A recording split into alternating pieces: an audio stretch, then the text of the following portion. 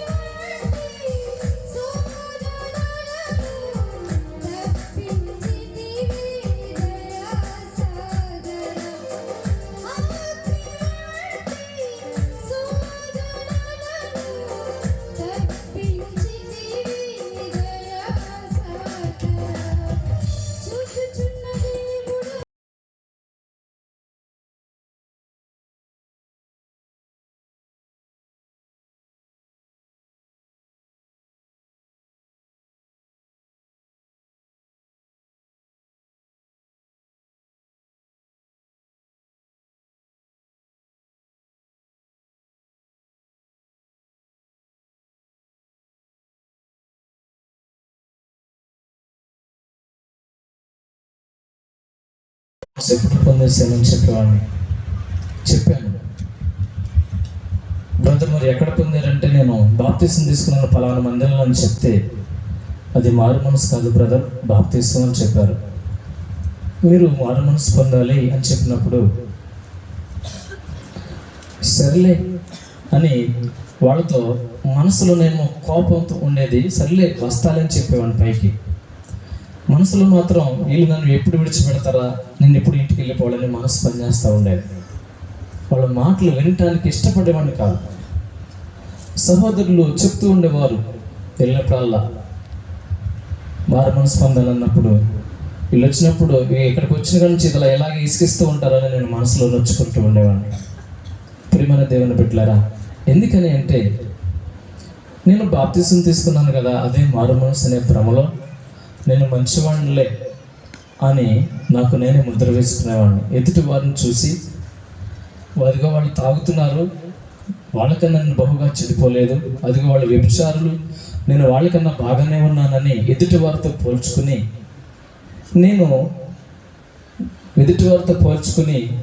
నన్ను నేను మంచివాడిని ముద్ర వేసుకునేవాడిని.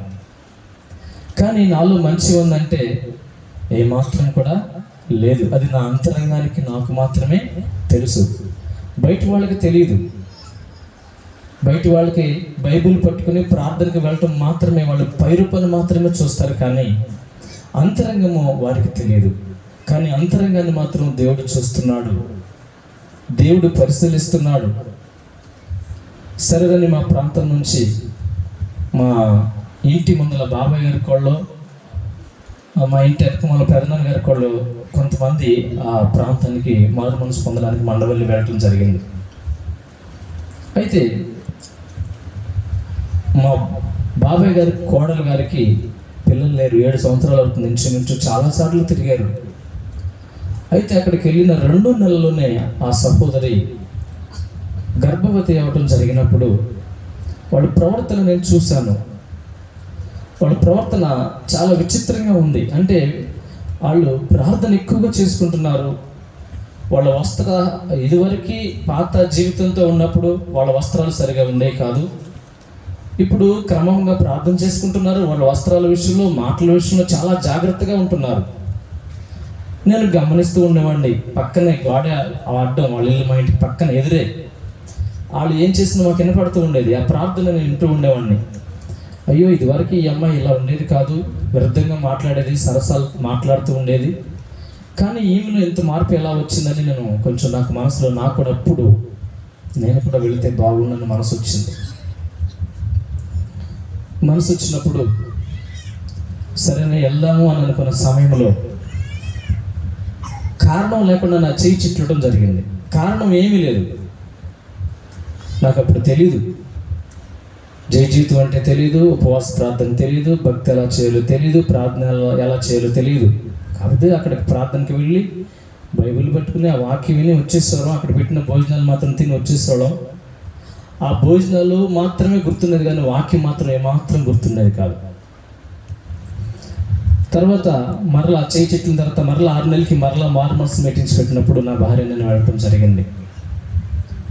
అక్కడికి వెళ్ళినప్పుడు మారు మనసులో ప్రార్థనలో కూర్చోవడం జరిగింది. ప్రార్థన చేసుకుంటూ ఉండగా మొదటి రోజు వెళ్ళిపోదాము, ఎందుకు వచ్చాను ఇక్కడికి అనిపించింది. సర్లే, మా గ్రామస్తులు అడిగినప్పుడు చెప్పాలి, ఇప్పుడు వెళ్ళిపోకూడదని మరలా ప్రార్థన చేసుకుంటూ ఉన్నాను. మరలా ఒక ఆలోచన వచ్చింది, ఏం జరిగినా సరే ఉపవాసం ఉండి ప్రార్థన చేసుకోవాలి, దేవుడు మాట్లాడే వరకు వెళ్ళకూడదని ఒక ఆలోచన నాలో నుంచి రావటం జరిగింది. అప్పుడు ప్రార్థన చేసుకుంటూ ఉండగా నేను చిన్నప్పటి నుంచి నా జీవితం ఒక తెర మీద కనపడుతూ ఉంది. నా రాత జీవితము, నేను ఎలాంటి జీవితం జీవించానో ప్రతి ఒక్కటి కూడా ఆ తెర మీద కనపడుతూ ఉన్నప్పుడు నేను చాలా దుఃఖపడ్డాను. ఇంచుమించు 3 రోజులు ఓన్లీ నా దోషాలు మాత్రమే దేవుడు చూపించడం జరిగింది. రేత్రి పగలు నేను ఎక్కడ తప్పిపోయానో, నా తల్లిదండ్రులను ఎలా ఏడిపించానో, నా గ్రామస్తులు, మా బాబాయ్ గారు వాళ్ళని ఎలా తిట్టుకున్నానో,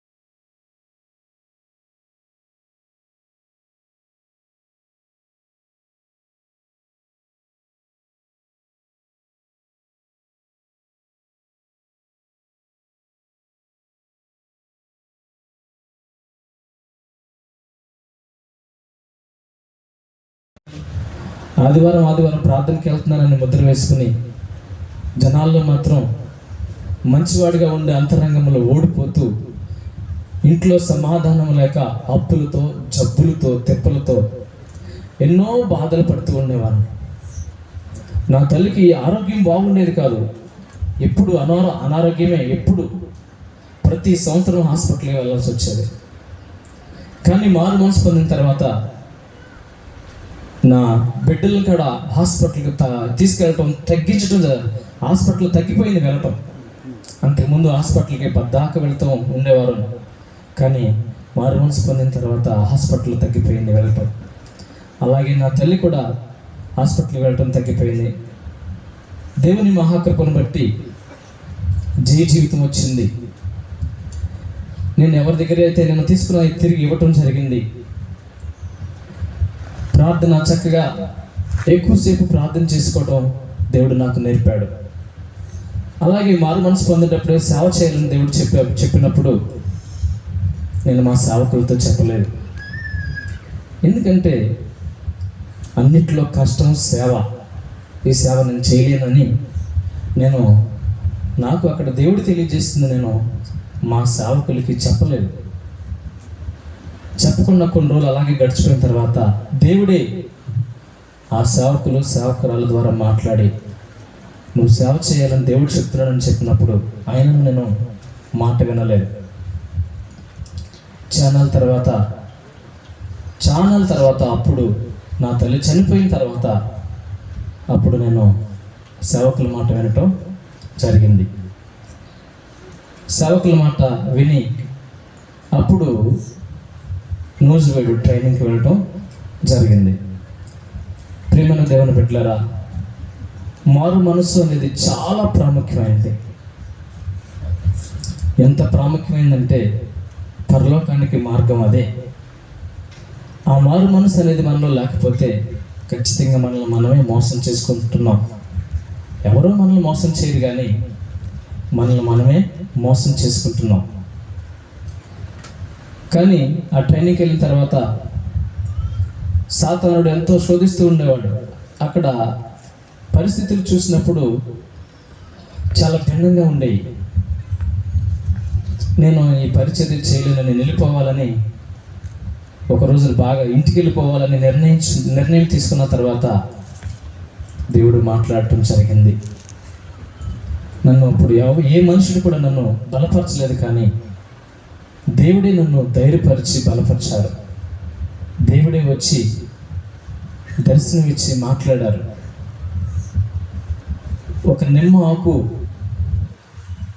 దూరంగా ఉంటే తక్కువ వాసన వస్తుంది, కానీ దాన్ని నలిపితే ఎక్కువ వాసన వస్తుంది. దేవుడు కూడా నీ శ్రమలలో నువ్వు నలిగితే ఎక్కువగా వాడబడతావు,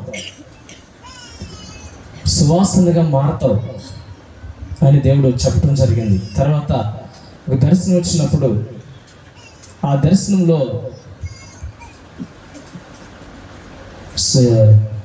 ప్రవక్త అయిన యోహాను గారు కనపడటం జరిగింది.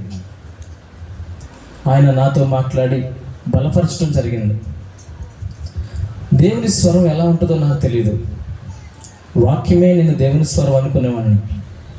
కానీ మారు మనసు పొందిన తర్వాత ప్రార్థన చేసుకుంటుంటే అర్ధరాత్రి వేళ దేవుడు ఆయన స్వరంతో మాట్లాడటం జరిగింది.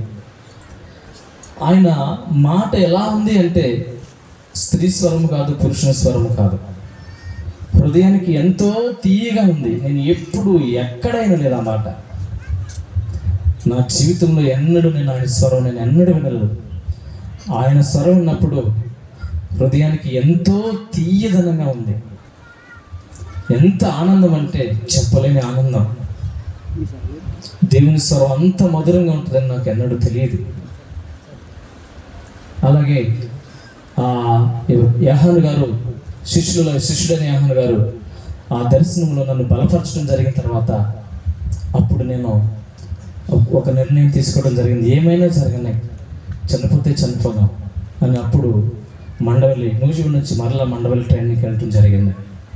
ఆ ట్రైనింగ్కి వెళ్ళినప్పుడు కూడా అమ్మగారు మాతో మాట్లాడుతూ ఉండేవారు. అమ్మగారు చాలా చక్కగా మాకు క్లాసులు ఇస్తూ ఉండేవారు, మమ్మల్ని బలపరుస్తూ ప్రార్థన ఎలా చేయాలి, సాతాన్ని ఎలా చేయించాలి, ఎలా మెలకుగా ఉండాలి అని అమ్మగారు మాకు బోధిస్తూ ఉండేవాళ్ళు. ఒక తల్లిలాగా మమ్మల్ని పోషిస్తూ, ఆత్మీయంగా శరీరానుసారంగా పోషిస్తూ అమ్మగారు మాకు మంచి మార్గాన్ని చూపించారు. అక్కడ బలపడి దేవుని మహాకృపను బట్టి దేవుడు చెప్పిన ప్రకారంగా ప్రభా మరి ఏ ప్రాంతానికి వెళ్ళమంటారని దేవుని అడిగినప్పుడు కంచెంచర్ల మధుర ఆంధ్ర తెలంగాణ సరిహద్దు ప్రాంతానికి వెళ్ళి పరిచర్య చేయమంటం జరిగింది. ఆ విషయం దైవజనులైన అమ్మగారికి చెప్పినప్పుడు అమ్మగారు కూడా ప్రార్థన చేసి అప్పుడు అమ్మగారు మమ్మల్ని ఆ ప్రాంతానికి పంపించడం జరిగింది.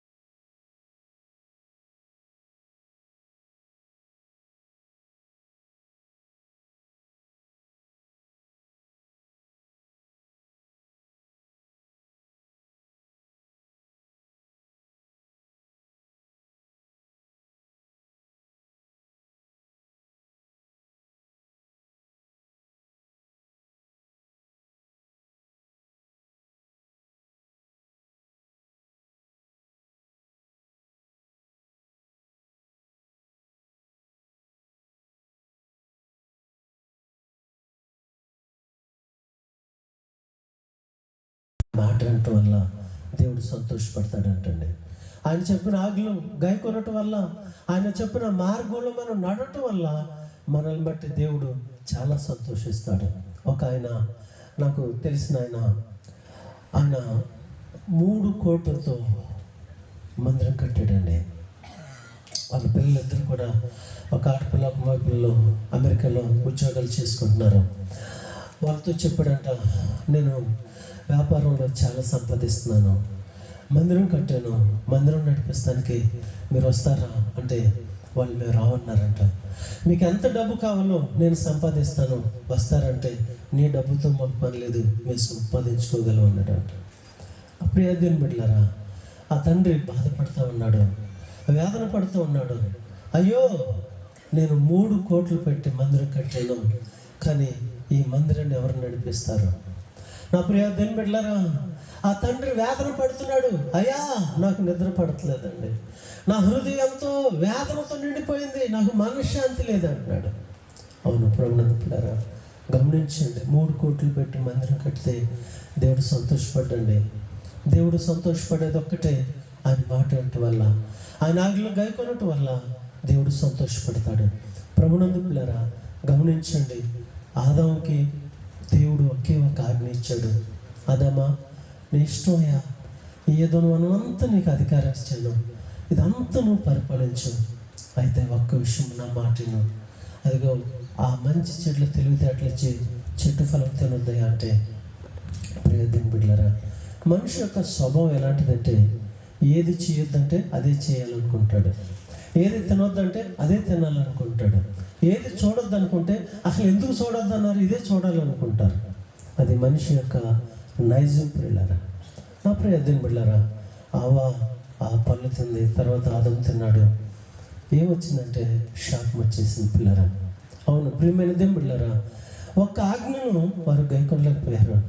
భక్తి చేస్తున్న మన జీవితంలో దేవుని ఆజ్ఞను గైకొనకపోవటం వల్ల ఏమాత్రం కూడా మనకి క్షేమం ఉండదు పిల్లరా.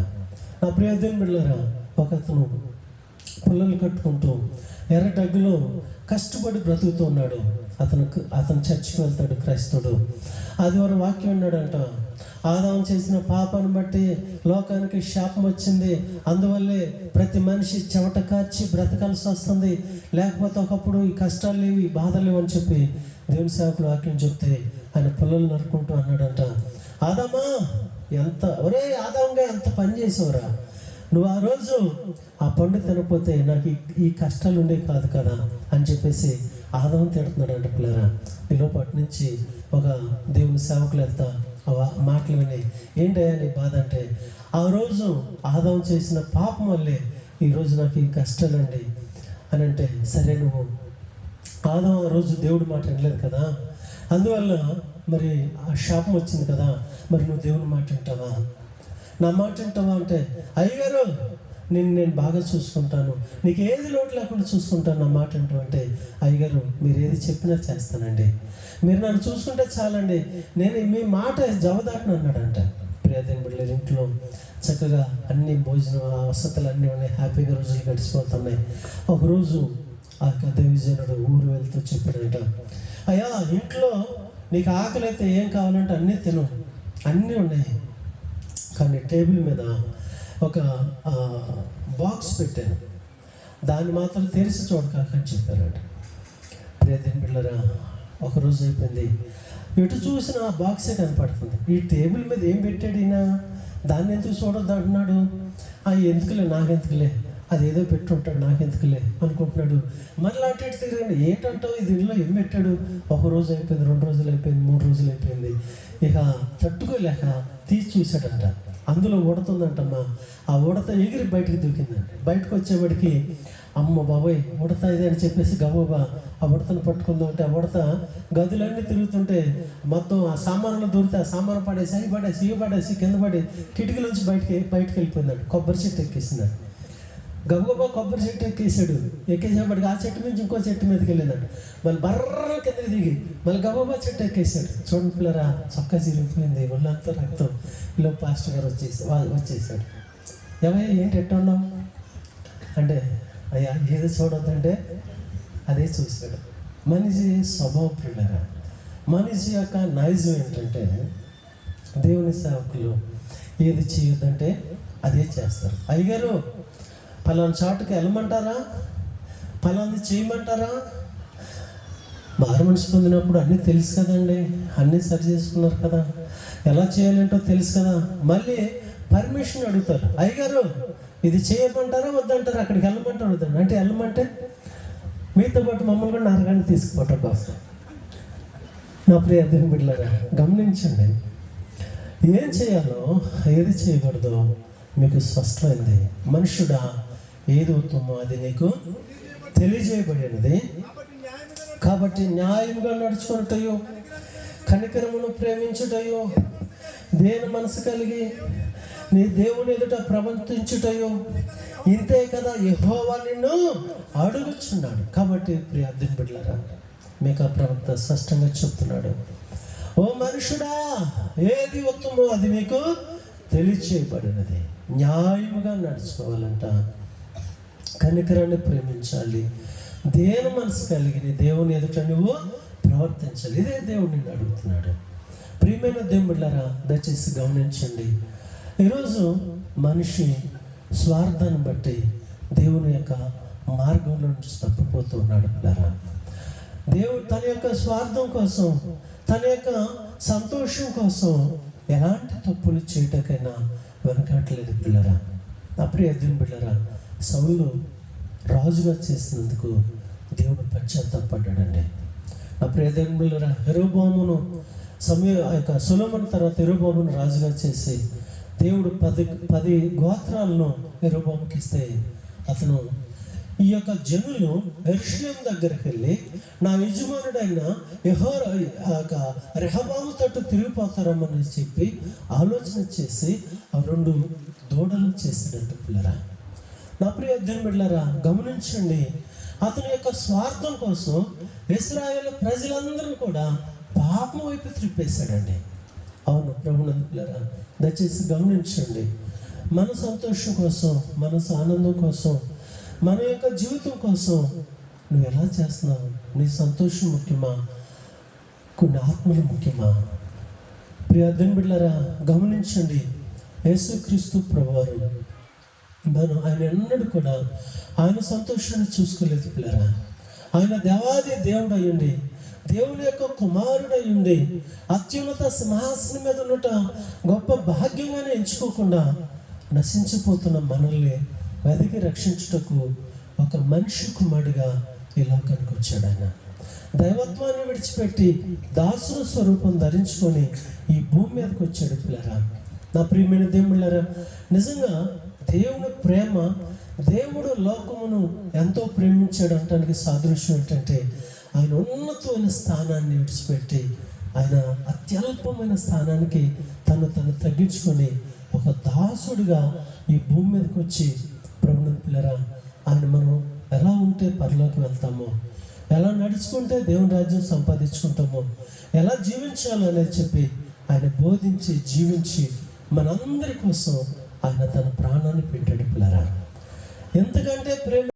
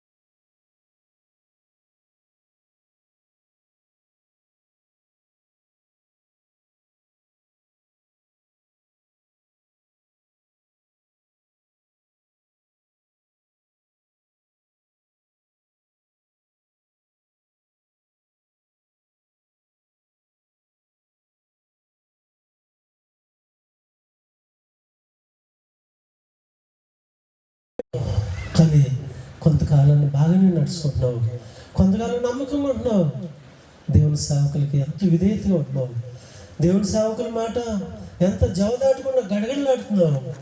కానీ కొంతకాలానికి నువ్వు మారిపోతున్నావు పిల్లరా.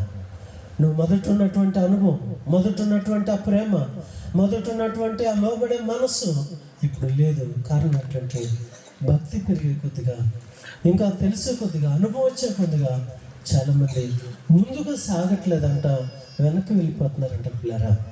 నా ప్రియమైన దేవుళ్ళారా, ఇశ్రాయేలు ప్రజలు ఎంతో విశ్వాసంతో ఎర్ర సముద్రాన్ని దాటారు, కానీ యోర్దాను నదిని దాటలేకపోయారు.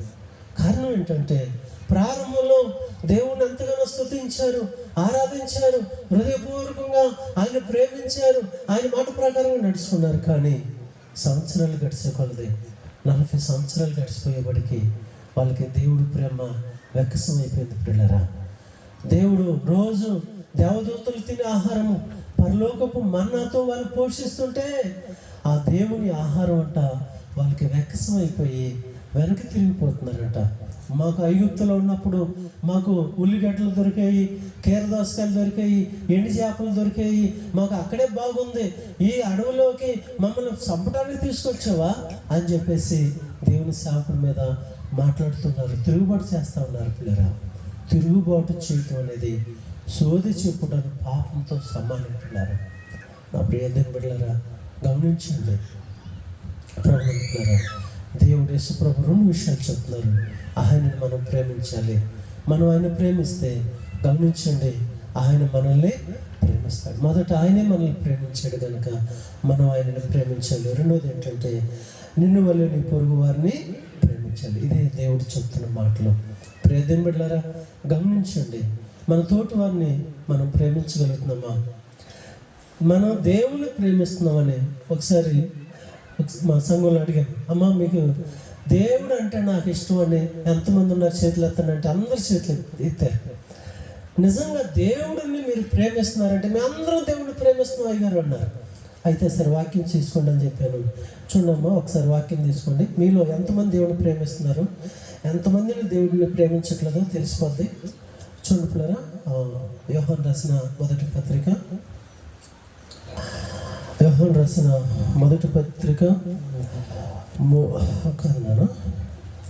4వ అధ్యాయము, యోహాను రాసిన మొదటి పత్రిక 4వ అధ్యాయము 19వ వచనం 20.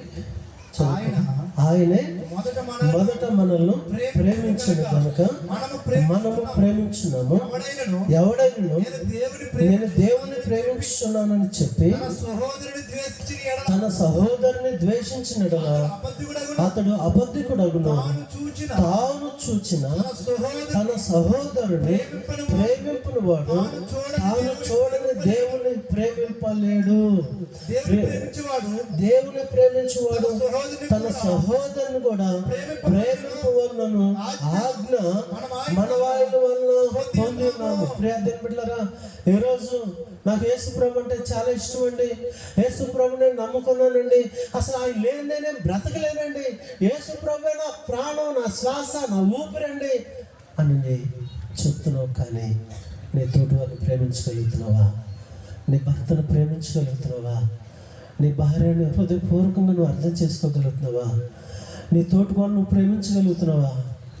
నిజంగా రోజు నీకు కనపడే వ్యక్తిని, రోజు నువ్వు చూసే వ్యక్తిని నువ్వు ప్రేమించలేక, ఏదో అది ఇలా అన్నాడు కాబట్టి నా కోపం పెట్టుకున్నానండి, నాకు అలా అన్యాయం చేశాడు కాబట్టి నేను ద్వేషిస్తున్నానండి అంటే అది దేవుడు ఒప్పుకొడుకులారా. నా ప్రియదేని బిడ్డలారా, నీ సహోదరుడు నీ సహోదరి నీ పట్ల ఎలా ప్రవర్తించినా, ఎలా మాట్లాడినా, నీకు ఏం చేసినా, నువ్వు దేవుని ప్రేమించేవాడు అయితే నీ సహోదరుడు కూడా నువ్వు ప్రేమించాలి. లేకపోతే కనపడే వారిని మనం ప్రేమించకపోతే, చూడండి, ద్వేషించటానికి 100 కారణాలు కనపడతాయి, ప్రేమించడానికి ఒక్క కారణం చాలు. అదేంటంటే నేను తప్పుడు చేస్తుండగా, నేను పాపినై ఉండగా, నేను దొంగనై ఉండగా, నేను అబద్ధికునై ఉండగా, నేను మోసగాడినై ఉండగా, నేను వ్యభిచారినై ఉండగా ఆయన నా కోసం ప్రాణం పెట్టాడే, నాలో ఏం మంచి చూసి నన్ను ప్రేమించాడు ఆయన. మరి అలాంటప్పుడు నా సహోదరుల తప్పులు నేను ఎందుకు పట్టుకోవాలి అని చెప్పేసి, నా సహోదరుని నేను ఎందుకు అవమానపరచాలి అని చెప్పేసి అనుకుంటే చాలురా, మన తోటి వారిని ప్రేమించగలుగుతాము. ప్రియదేని బిడ్డలారా, ఆయన భగ్న ప్రేమికుడు. ఆయన మనల్ని ఎంతగా ప్రేమించాడంటే, నన్ను ఎంతగా ప్రేమించాడంటే, నేను ఇంకా పాపంలో బ్రతుకుతుండగా, నేను ఇంకా దేవునికి దూరంగా ఉండగా, చీకట్లో ఉండగా, ప్రభునందు పిల్లరా, నేను ఆయన ఎప్పుడు ఎతకలేదు. నేను ఎప్పుడు కూడా దేవుని పని చేయాలి, దేవునికి సాక్షి ఉండాలని ఎప్పుడు అనుకోలేదు. నా పని నాదే, నా వ్యాపారం నాదే, నా అలవాట్లు నాయే, నా వ్యసనాలు నాయే, నా జీవితం నాదే, నా మోసం నాదే పిల్లరా. అలాంటప్పుడు నేను అడుక్కోకుండానే ఆయన నన్ను రక్షించాడు, నేను అడుక్కోకుండానే ఆయన నన్ను ప్రేమించాడు. కాబట్టి మన తోటి వారిని కూడా మనం ప్రేమించినప్పుడే నిజంగా దేవుని ఆజ్ఞను మనం గైకొన్నట్టు పిల్లరా. నా ప్రియదేని బిడ్డలను ముగించేస్తానండి.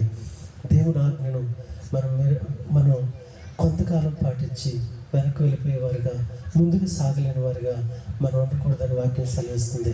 ఒకసారి అంట రెకాబీయుడు అనేటువంటి ఒక వ్యక్తి, ఆయన యొక్క కుమారుడు యెహోనాదాబు తన పిల్లల్ని పిలిచి ఆయన చనిపోయేటప్పుడు, ఆయన ప్రాణం పోతున్నప్పుడు ఒక మాట చెప్పాడంట, నా పిల్లలారా, నా కుమారులారా, నా కుమార్తెలారా, నా మనోళ్ళారా, నా మనోళ్ళారా, నేను వెళ్ళిపోతున్నాను.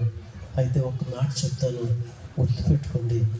మీరు ఎప్పుడు కూడా ద్రాక్ష విత్తనాలు వెతకాకండి, ద్రాక్ష రసం తాకాకండి, మీ కొరకు ఇల్లు కట్టుకోకాకండి, మీరు గుడారాల్లోనే నివసించండి అని చెప్పాడంట పిల్లరా. అయితే ఆ యెహోనాదాబు వెళ్ళిపోయాడు. కానీ కొన్ని వందల సంవత్సరాలు గడిచిపోయినా వాళ్ళు మాత్రము ఆ మాట ప్రకారంగా నడుచుకుంటున్నారంట. ఒకరోజు దేవుని సేవకుడు ఇర్మియా వాళ్ళ దగ్గరికి వెళ్ళి ద్రాక్ష రసం ఇచ్చి, అబ్బాయి నేను సేవకుని కదా, నేను ఇస్తున్నాను తాగండి అంటే వాళ్ళు ఒక మాట చెప్పారంట. చూడండి కదా, ఇర్మియా గ్రంథంలో ఆ మాట చదివేసి నేను ముగించేస్తానండి. చూడండి, ఇర్మియా గ్రంథము 35వ అధ్యాయము 35 చదువుకుందాం.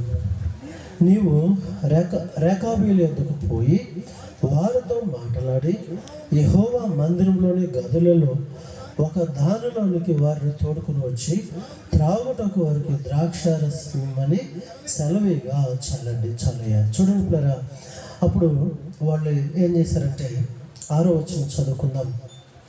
మా పితరుడకు రేకాబీడైన యెహోనాదాబు మీరైనను మీ సంతతి వారైనను ఎప్పుడును ద్రాక్షారసము త్రాగకూడదని మాకు ఆజ్ఞాపించిన గనుక మేము ద్రాక్షారసము త్రాగము. మరియు మీరు ఇల్లు కట్టుకొనవద్దు, విత్తనములు విత్తవద్దు, ద్రాక్ష తోట నాటవద్దు, అది మీకు ఉండనే కూడదు. మీరు పరవాసము చేయు దేశములో దీర్ఘాయుష్మంతులగునట్లు మీ దినములని గుడారములోనే మీరు నివసింపవలనని అతడు మాకు ఆజ్ఞాపించును. కావున మా పితరుడైన రేకాబు కుమారుడగు యెహోనాదాబు మాకు ఆజ్ఞాపించిన సమస్త విషయాలలో అతని మాటను బట్టి మేము గాని మా భార్యలు గాని మా కుమారులు గాని మా కుమార్తెలు గాని ద్రాక్ష రసము త్రాగటలేదు. మా తండ్రి అయిన యెహోనాదాబు మాకు ఆజ్ఞాపించిన సమస్తమును బట్టి మేము విధేయులు నగులట్లు కాపాడుకొనలేదు, ద్రాక్షరసము గాని ఫలములు గాని సంపాదించుకోలేదు, విత్తనములు చల్లలేదు, గుడారంలో నివసించుచున్నాము. ప్రియమైన బిడ్డలారా, ఇప్పుడు చెప్పిన ఆ పితరుడు చెప్పిన మాట వాళ్ళు తరతరాలు గైకుంటూ వచ్చారంట. పితరుడు చెప్పిన మాటకే వాళ్ళు అంత వాల్యూ ఇచ్చారే, పితరుడు చెప్పిన మాటకే అంత విలువ ఇచ్చి వాళ్ళ పిల్లలు ఆ మాట ప్రకారంగా వాళ్ళు నడుచుకుంటున్నారే. అయితే మీరు నా మాట వింటలేదు, మీరు నేను చెప్పినట్లుగా మీరు నడుచుకోవట్లేదు అని చెప్పి ఇశ్రాయేలు ప్రజల గురించి దేవుడు బాధపడుతూ, ప్రియదేవులారా, దేవుని మాట విని ఆ రేకాబీడైనటువంటి యెహోనాదాబు మాట విన్నటువంటి వారి సంతానాన్ని దేవుడు ఏం చేయబోతున్నాడు? దేవుని మాట కాదు, వారి పితరుడి మాట విని వారి పితరుడి మాట ప్రకారంగా నడుచుకున్నటువంటి యెహోనాదాబు సంతానాన్ని దేవుడు ఏం చేయబోతున్నాడో చూడండి పిల్లరా. 35:19 చదువుకుందాం. కాబట్టి ఇశ్రాయేలు దేవుడను సైన్యముల అధిపతి యెహోవా సెలవిచ్చినదేమనగా, నా సన్నిధిలో నిలిచుటకు రేకాబు కుమారుడైన యెహోనాదాబుకు సంతతి వాడు ఎన్నడూ ఉండకుండా మానడు. ప్రజలు ఒక్క డెక్కని విడబడదు. ఒక యెహోనాదాబు సంతతి వారిలో ఎవరు కూడా విడబడరు, అందరూ కూడా నా సన్నిధిలో నివసిస్తారు. నా ప్రియదేవుని బిడ్డలారా, నిజంగా పితరుడు చెప్పిన మాటకంతా విలువ ఇచ్చారు రేకాబీలు. ఈరోజు దేవుడి మాటకు విలువ ఇస్తే దేవుడు మనకి ఇంకెంత గొప్ప భాగ్యం ఇస్తాడు. ఒక చిన్న విషయం జరిగిన సంగతి చెప్పి నేను ముగిచ్చేస్తానండి. ప్రియదేవుని బిడ్డలారా, ఒక తండ్రి ఒక చిన్న బిడ్డ ఉంటుండేవాడు. ఆ తండ్రి మంచి భక్తిపరుడు. భార్య చనిపోయినప్పుడు 6 సంవత్సరాల ఆ బాబుతో తన జీవితాన్ని గడుపుతూ ఉన్నాడు. ప్రియదేవుని బిడ్డలారా, ఆ బాబుకి 7 సంవత్సరాలు వచ్చినాయి. ఒకసారి ఆ తండ్రి ఆ బాబు కలిసి రోడ్డు నడిచి వెళ్తూ ఉంటే ఒక విలాసవంతమైనటువంటి ఇంట్లో చక్కని ఉయ్యాల, రంగురంగుల బొమ్మలు, చక్కగా ఆడుకుంటాకి చాలా ఉన్నాయంట. ఆ పిల్లోడు గబగబా పరిగెత్తుకుంటూ వెళ్ళిపోతున్నాడంట. గబగబా నాన్న చేయబట్టుకుని ఆపాడు. ఏంటి నా కుమారుడు అంటే, నాన్న ఆ బొమ్మలు చూసి ఎంత అందంగా ఉన్నాయో, అవి చూసా ఎంత సుందరంగా ఉన్నాయో, నేను వెళ్ళి ఆడుకుంటాను అంటే నాన్న చెప్పాడంట, నా కుమారుడా, నా మాట విను, ఇప్పుడు కూడా నువ్వు ఎవరింటికి అలా వెళ్ళకూడదయ్యా, ఎవరిదలా ఆశించకూడదయ్యా. నువ్వు యథార్థంగా ఉంటే, ఒకప్పుడు అమ్మ పరలోకం ఉంది, యేసే దగ్గర ఉంది, అక్కడికి వెళ్తాం మనం. అక్కడ మనకి మంచి ఇల్లు దేవుడు కట్టాడు, అక్కడ మనం యుగాలు ప్రభుత్వం ఉంటామయ్యా అంటే, నానా అక్కడ బొమ్మలు ఉంటాయి ఆడుకుంటాకి, గుర్రం బొమ్మ ఉంటుందంటే అది ఉంటుంది నాన్న, అక్కడ అన్నీ ఉంటాయి, వేస్తే నీకు ఏం కావాలో అన్నీ ఇస్తాడంటే, నాన్న అప్పుడే వెళ్ళిపోదాం పది నాన్న, అమ్మని చూద్దాం నాన్న, అమ్మ ఎట్టుంటుందో కూడా నాకు గుర్తులేదు నాన్న, వెళ్ళిపోదాం నాన్న అంటే, వద్దు కుమారుడా, యేసయ్య వస్తాడు, వచ్చి మనల్ని తీసుకువెళ్తాడు. అప్పటి వరకు మనం నమ్మకంగా, యథార్థంగా, నీతిగా బ్రతకాలి. ఏ తప్పు చేయకూడదు, అబద్ధం ఆడకూడదు, దొంగిలించకూడదు. మనం యథార్థంగా ఉంటే ప్రభు మనం వచ్చి ఆ రాజ్యానికి తీసుకువెళ్తాడని చెప్పాడట. సరే నాన్న, తప్పకుండా నాన్న, అలాగే ఉందా నాన్న అని చెప్పాడు. జోరు వర్షం పిల్లలు, కొన్నాళ్ళకి జోరు వర్షం, తుఫాను. ఆయన ఆ రిక్షా తొక్కుంటేనే ఇంట్లో గడిచిద్ది, లేకపోతే గడవదు. ప్రభునందు పిల్లరా, ఆ వర్షంలో బాగా జ్వరం, బయటకు వెళ్ళకపోతున్నాడు. రోజు రోజుకి జ్వరం ఎక్కువైపోయింది, లేకపోతున్నాడు. ఆ చిన్న పిల్లవాడు, నానా లెగినానంటే నాకు బాగాలేదురా అని చెప్పుకుంటున్నాడు. కొన్ని రోజులు అలాగే వస్తున్నారు పిల్లరా. ఆయనకి జ్వరం ఎక్కువైపోయింది, లోపల కణాలు తగ్గిపోయినాయి, ఇక ఆయాసం వచ్చేస్తూ ఉంది, మరణానికి చేరువైపోయాడు. అప్పుడు ఆ పిల్లోడు వయసు 7 సంవత్సరాలు.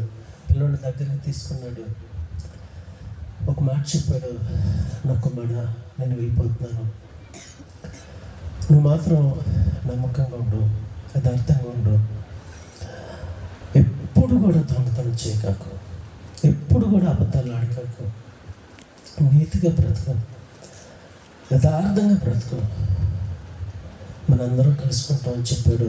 చనిపోయాడు పిల్లరా. ప్రభునందు పిల్లరా,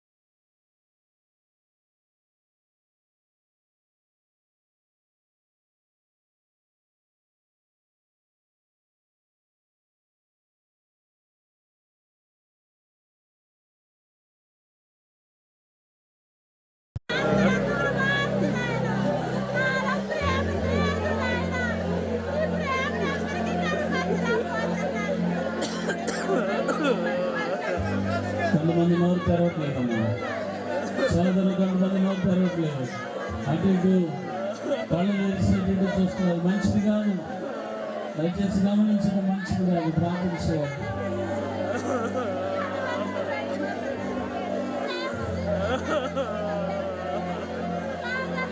వెనుక వారు ప్రార్థన చేయాలి, కుర్చీలో ఉన్న వారు ప్రార్థన చేయాలి, మొదలు పెట్టాలి. ఈరోజు ఇష్టపడిన వాక్యం మనందరికీ దయచేసి గమనించండి.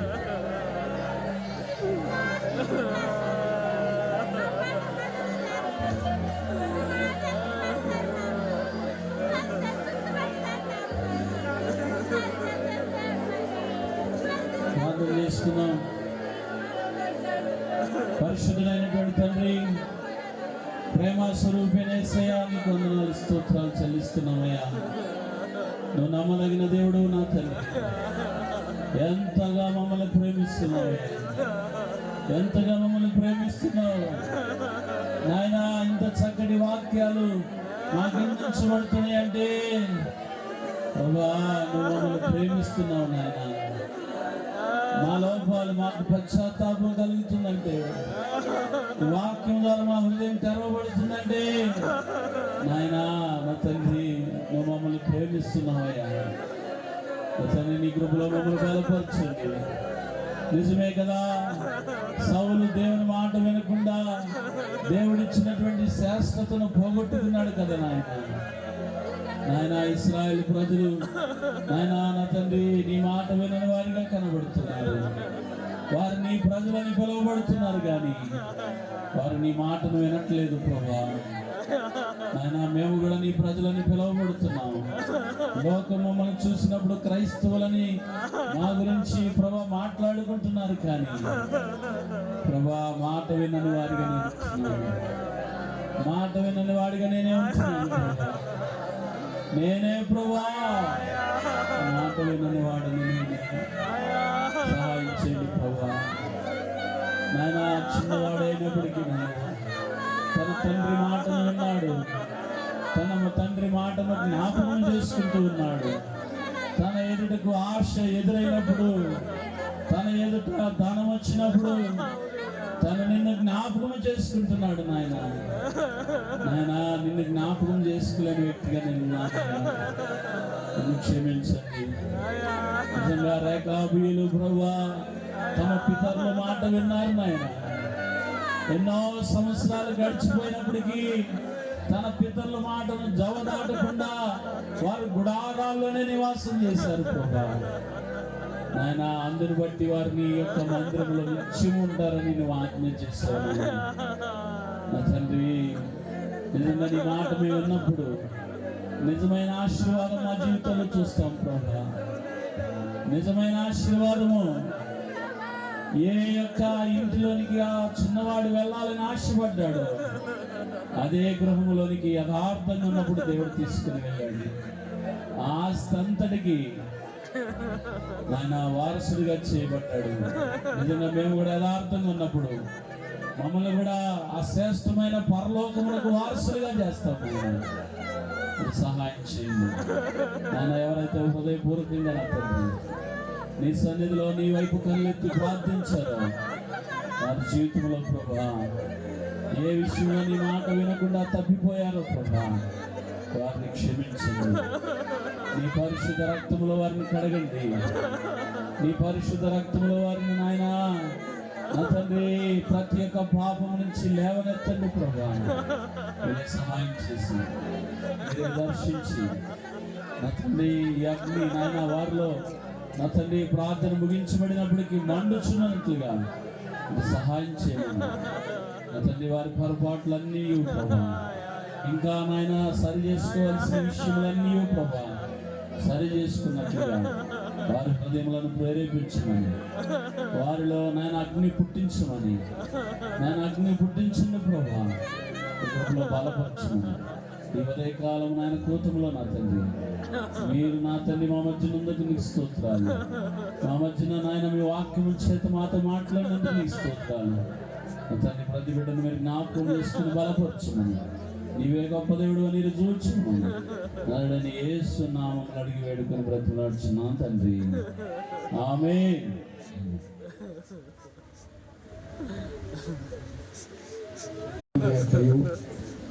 కుమారుడైన యేసు క్రీస్తు యొక్క పరిశుద్ధాత్మ యొక్క అనన్య సహవాసము ఈ స్థలంలో కూడి ఉన్న మనకు ఈ సువార్త విన్న ప్రతి ఒక్కరికి దయచేసి ఆయన రాజ్యానికి వారసులుగా హక్కు సంబంధులుగా సిద్ధపరిచి మీరే మహిమ పొందును గాక. ఆమేన్. అందరికీ వందనాలు.